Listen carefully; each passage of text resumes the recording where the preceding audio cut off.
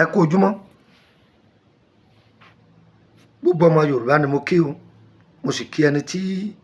kì í ṣe lédè Yorùbá tọ́lọ́run ní kó gbọ́ èdè Yorùbá.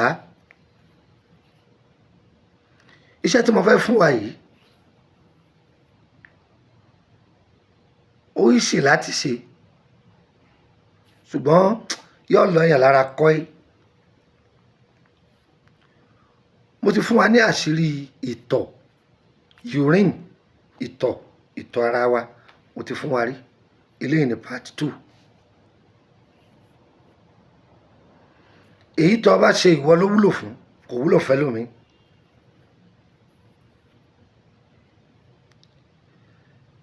Ewé kan bẹ àwọn bàbá wa ń pè ní ewé àtorí ewu, àwọn ẹlòmíín pè ní àdàgbà ewu. Orúkọ rẹ̀ pọ̀ o, à ń pè ní ewé apààsà, à ń pè ní ewé ìmì èṣù.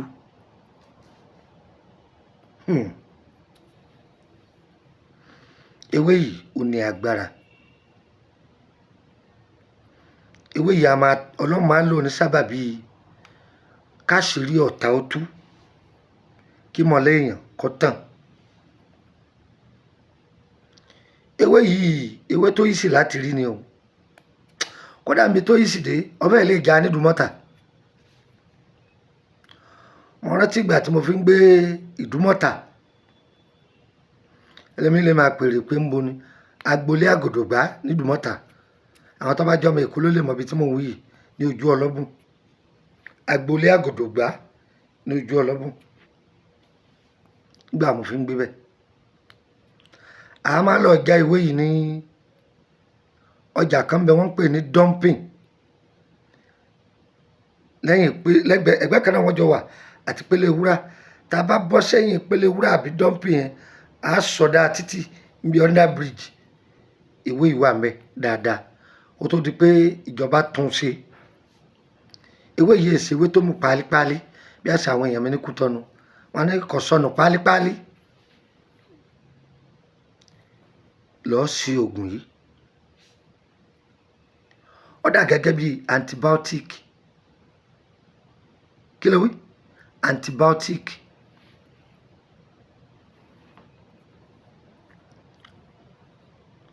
Já ewé yìí mìnìmìnì. Ìtọ̀tọ̀ láàárọ̀ kùtù wáì tọ̀ síbi kan fi ilẹ̀, o lè lọ kírun,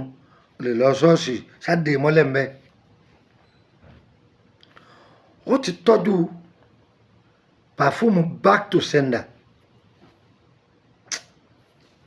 Ẹ̀gbọ́n táwọn wí fún yín, back to sender ní ńlá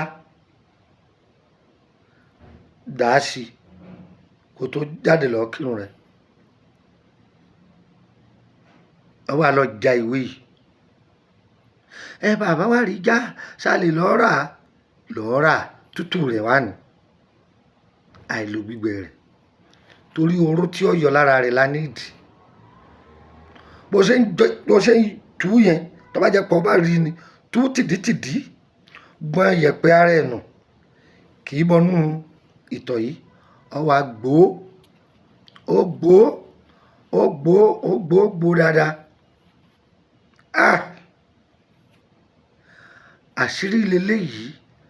àwọn bàbá wa sábà fẹ́ sọ̀dí abájọ fún yàn, ṣùgbọ́n àìdúbà àfògùn sínú kú sàárà leléyìí, ẹ lọ́ọ́ lò ó. Ìwé àwọn ilẹ̀ kàkàkà tí wọ́n ń kà yín tẹ́ fi náwó òdìdìrìn. Èèbó gbọ́n jù wá lọ. Èèbó kó ewé wa, wọ́n ó kó egbò wa, wọ́n ó kó lọ ọ̀dọ̀ wọn ní China, wọ́n wá fi ṣoògùn, wọ́n wá kó wá dọ̀ wa, wọ́n ti fi sínú ike, wọ́n ti ṣe gbogbo ẹ̀ dáadáa. Wọ́n wá ní àrùn yín lọ ìlú èbó, ẹ̀rọ kọ̀ ọ̀yà máa kiri oògùn yìí. Ẹ̀yin náà ni wọ́n tún ní ẹ̀ máa kiri ẹ̀ kí. Ẹ̀yin tẹ́lẹ̀ yín ò pé ẹ̀yin rẹ̀ èbó kankan máa wá kiri oògùn rẹ̀ níbí yìí. Oògùn yìí ó ń ṣiṣẹ́ fún ara, inú ẹ̀jẹ̀ ń ṣiṣẹ́ fún. Tẹ́ ẹ bá ń lò ó, ginseng ni wọ́n ṣe wọ́n. Ẹ̀kọ́ bàbá ẹnìkan jẹ́ ginseng, bòde Cameroon ọba egbò tí ń wí egbò jínsìn ọ̀pọ̀ ní ilẹ̀ China egbò mani ṣùgbọ́n tẹ́nìkan bá ń wa egbò lọ́dọ̀ wa láfíríkà ológun ni ìlérí yín ò fi pé mọ́ èbó kó ewé àtẹ̀gbò yín lọ wọ́n lọ́ọ́ fi ṣògùn wá kó wá wọ́n lẹ́yìn náà ní ẹ̀ tó máa bá wọn kiri ẹ̀ wọ́n wá parọ́ rẹpẹtẹ fún yín all the director all the diploma all lọ America all lọ London all lọ Canada all lọ ó ti lọ tó bá pàdé àwọn tí wọ́n ń kiri oògùn yẹn ní dáko oògùn ọ̀hún bàtà lómi ìbúmọ́ wọ́n rọ́ ọkọ̀ lẹ́kọ̀ọ́ wọ́n máa lọ dúró ẹ̀dá pẹ̀sán owó ọkọ̀ àwọn òróró fún wọn ẹ̀gẹ́rì yín ó pé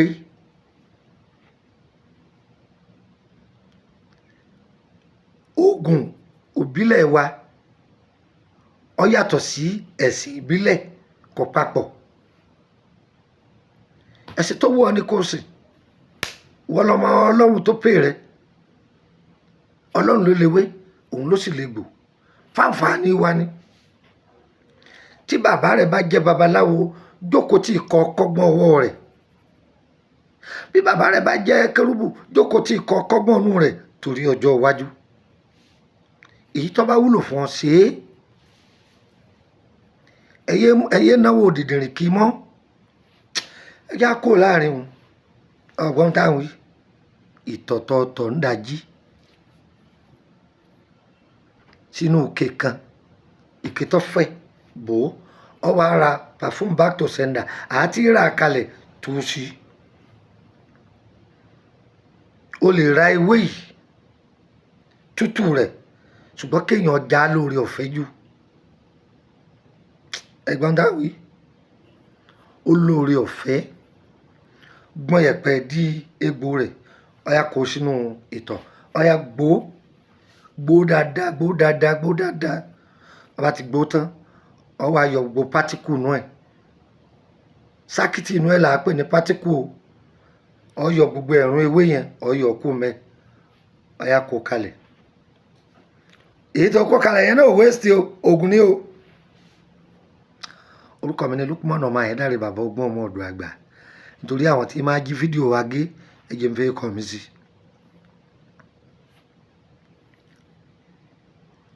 ọ wàá ṣe dáadáa ọ wàá lọ wá pàfúmù tó bá lóorun dáadáa bíi 6 flower jàn mọ́ tó o bá láìkì 6 flower pẹ̀fúmù tó o bá lò tó bá wù ọ́ sáti tu dà á sí ọ̀yá ọ̀rọ̀ padà sínú ibi kankan ọmọ ìyá mi ògùn dé ọlọ́run lọ́ba alágbára tó lágbára lórí ẹ̀mí gbogbo wa ọlọ́run ló lè pé òun ló lè pé hò tí ọ̀sẹ́ni tí ó bí mo fi búra lé lórí tó o bá ń lo iṣẹ́ yìí ó dúpẹ́ fọlọ́run báwọn tilẹ̀kùn tó wọ́n bá tilẹ̀kùn ajé rẹ̀ yóò ṣí tí wọ́n bá ń kórìíra rẹ̀ tó o bá lò ayé ọgbà tiẹ̀ má lọ ìyàkọ rẹ̀ burú sọmọ pé ẹ lọ ilé ọdún agboolé tẹ̀sí lọ àwọn jẹ̀ǹgbẹ̀ tí èlé wọn pọ̀ mẹ́ gbìyànjú sẹ́yìn kò lò bọ̀dá rẹ̀ tó bá dé láti ìlú èbó kìí tí ẹ fẹ́ gbé kọ́ọ̀lù rẹ̀ kìí tí ẹ fẹ́ gbá aago rẹ̀ lò sẹ́yìn òyọ́nú atúndè tipátipá ni owó kìlọ̀ náà lọ́dàn wò ẹ bà bẹ́ẹ̀ a máa pa àṣà sí ara ṣùgbọ́n tó o bá ṣiṣẹ́ ìtàn o má gbé sẹ́gbẹ̀ẹ́ àwọn àjò mi tó ń lo ó lè bàá jẹ́ ọ̀gbọ́n yóò ba àjò mi tó bá gbé sẹ́gbẹ̀ẹ́ rẹ̀ yóò bàá jẹ́ o ó dáa gan-an ni torí ẹ̀yin tẹ́ ẹ tajà ọdún kẹ́ ẹ lè ta ẹ̀bùn rẹ o látọwọ́ Lukman ọmọ Ayédáre bàbá ọgbọ́n ọmọ ọ̀dọ̀ àgbà mo ní ọ̀nà táwọn bàbá wa gbà lo dúkìá ara wa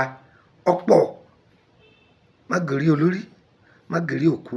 ló dá àsìkí tó lọ́n fún ọkọ̀ lò ó má lo ajé wàràwàrà bí a bá lajé wàràwàrà yọ kanjú kú ọgbádùn mi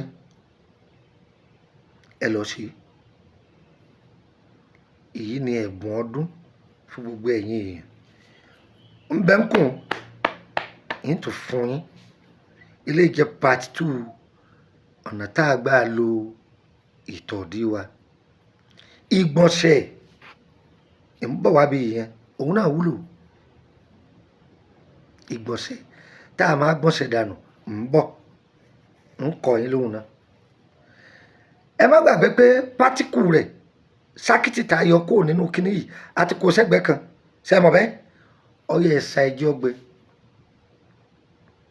ẹ ti sa ó ti gbẹ ọyá lọ kúnná lọ́múlọ́mú fi ọṣẹ èyíkéyìí kó máa wẹ̀ tó bá fẹ́ máa wẹ̀ rí i pé omi tó lọ́wọ́ọ́rọ́ òun ni kò máa fi wẹ̀ wò mí àtúndì ẹ̀yọ́nú tó dáa ni ìwọ nìkan lọ wá lè lò àwọn ọmọ rẹ ò lè lò ọkọ rẹ ò lè lò kò ní ṣe fún orí kan nílò Ìkòròdú ni mò ń gbé o ní Báyìíkù wọ́n mọ́tò Báyìíkù Ìkòròdú garage kò ní wọ́n lọ Báyìíkù wọ́n sọ fún mọ́tò pé Emily bus stop ni wọ́n ti bọ́lẹ̀ o Emily street number 50 lẹ́gbẹ̀ẹ́ ilé lọ́ọ̀yà Emily bus stop Emily street number 50 lẹ́gbẹ̀ẹ́ ilé lọ́ọ̀yà mú nọ́mbà yìí ọ̀dọ̀ +23480 3298 3298 +23480 3298 3298 hotline mi ni mo sọ fún ọ yìí tó bá ti pè é dàrẹ́tì tí ọ lọ mo sí Nàìjíríà ni pè mí lórí WhatsApp ẹ̀ wọ́n dáhùn gbà kan sí +23481 33 155 111 +23480 81 33 155 111 nọ́mbà méjèèjì ti Nàìjíríà ni tó bá ti pè é tí ọ lọ èsì lórílẹ̀‐èdè Nàìjíríà ni ṣùgbọ́n ti 3298 ẹ rí pé bá mi sọ̀rọ̀ lórí WhatsApp ẹ̀ ṣùgbọ́n ìbásọ̀rọ̀ tó bá mi sọ̀rọ̀ ó ní má jẹ̀mú o ó fẹ́ béèrè àkọsẹ̀jáyé rẹ ni ìtọ́jú ara nínú lánàá ewé àtegbò ni kàn sí wa èyí tí ẹ bá gbé wá tá a bá ní mọ̀ ń parí aṣọ tó bá jẹ́ pé tolóyìnbó bá ní aṣọ fún pé ilé ìbò ló lélẹ́yìí ìlànà ilé ìbò ni àwọn òní wíwì kú yìí fún yín bọ́rọ̀ sí jẹ́gẹ́lẹ́ lẹ́ẹ̀sì bá tá a bá ti wá sóòótọ́ ọ̀rọ̀ fún ọtọ́ ọ̀bá gbọ́mọ́ ó kù sọ́wọ́ rẹ̀ ó kù sí ọwọ́ rẹ̀ ẹ fẹ́ fi DHL gbé ni ẹ fẹ́ fi ọkọ̀ gbé ni káwọn ẹbí yẹn ọba yín gbà kò sí èyí tí ọ̀rọ̀ rùn tí ẹ bá pè mí tí n bá ti gbé kọ́ọ̀lù yẹn ẹ má bínú mo máa ń bí sí díẹ̀ ẹ dákun ẹ má bínú ìyẹn bẹ́ẹ̀ nọ́mbà orílẹ̀-èdè Benin ẹ jẹ́ kí n fún yín +23481 no ẹ má bínú +229 54 65 1928 nọ́mbà Benin kanu +229 54 65 1928 ẹjọ fún yín lọ́kàn sí +229 54 65 1929 +229 54 65 1929 dígà kan ni mò ń gbé ní orílẹ̀-èdè Benin ọ̀ ń bọ̀ alátàjàṣẹ́ ni wọ́n mọ́tò ti ń lọ tọpá kò ní wọ́n bọ́lẹ̀ ní dígà kan níwájú Túndé Motors ibi títí ń ta mọ́tò bó ṣe bọ́lẹ̀ níbi títí ń ta mọ́tò yìí pàfẹ́ kan jáde wá látara ibi títí ń ta mọ́tò kọjú mọ́ pàfẹ́ náà gbé bí ẹsẹ̀ bàtà mẹ́fà premier fad wat ìyàbẹ̀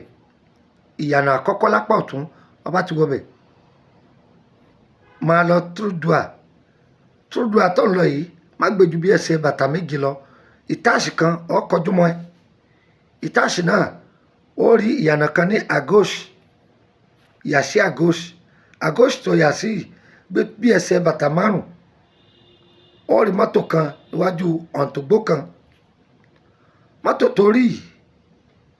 hàn tó gbó tó wà níwájú ẹ̀ ìyàbẹ̀ fúláàtì mi lọ́wọ́ àmẹ́ yọ̀yẹ̀ wa kò ní yẹ ẹ lẹ́ o ọdún ọ̀yàbò ànígbélé ká góńgó o